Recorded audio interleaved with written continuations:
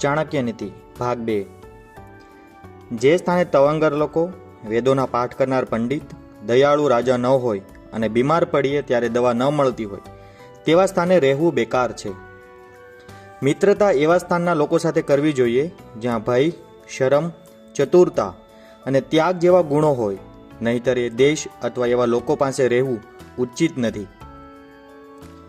જ્ઞાન જો હલકી કોટીના પ્રાણીથી પણ મળતું હોય તો તેને ગ્રહણ કરવામાં કોઈ સંકોચ રાખવો જોઈએ નહીં।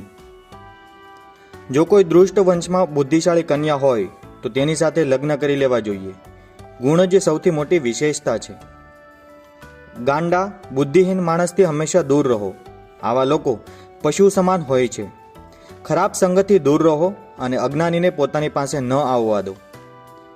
પોતાના હૃદયની ગુપ્ત વાતો કદાપી બીજાને ન કહો। પોતાની ગુપ્ત વાતો બીજાને કહેનાર લોકો હંમેશા દગો પામે છે। જે જગ્યાએ ઝઘડો થતો હોય તે સ્થળે કદાપી ઊભા ન રહેવું। ઘણીવાર આવા ઝઘડા લડાઈમાં નિર્દોષ લોકો માર્યા જાય છે। જો ભયંકર દુષ્કાળ પડે તો આવા પ્રસંગે કોઈ બદમાશ ગુંડાની મિત્રતા કરવાથી લાભ થાય છે, કારણ કે બદમાશ ગુંડો પોતાની શક્તિના બળે ગમે ત્યાંથી ભોજન મેળવી લે છે અને પોતાના મિત્રોને પણ ખવડાવે છે। દરેક માનવીએ વાસ્તવિકતાનો સહારો લેવો જ જોઈએ।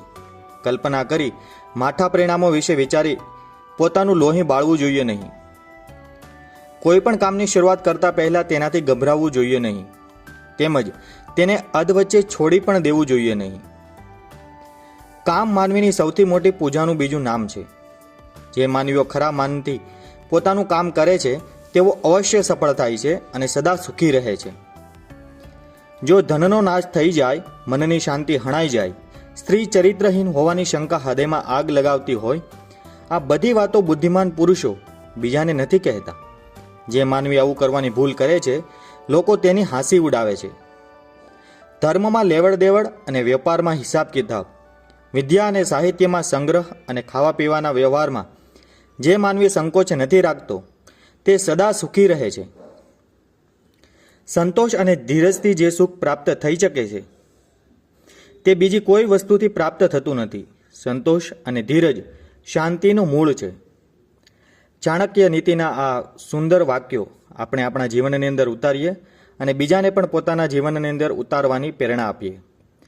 જો તમને વિડીયો પસંદ આવ્યો હોય તો અમારી ચેનલને લાઇક કરવાનું, શેર કરવાનું અને સબસ્ક્રાઇબ કરવાનું ભૂલશો નહીં।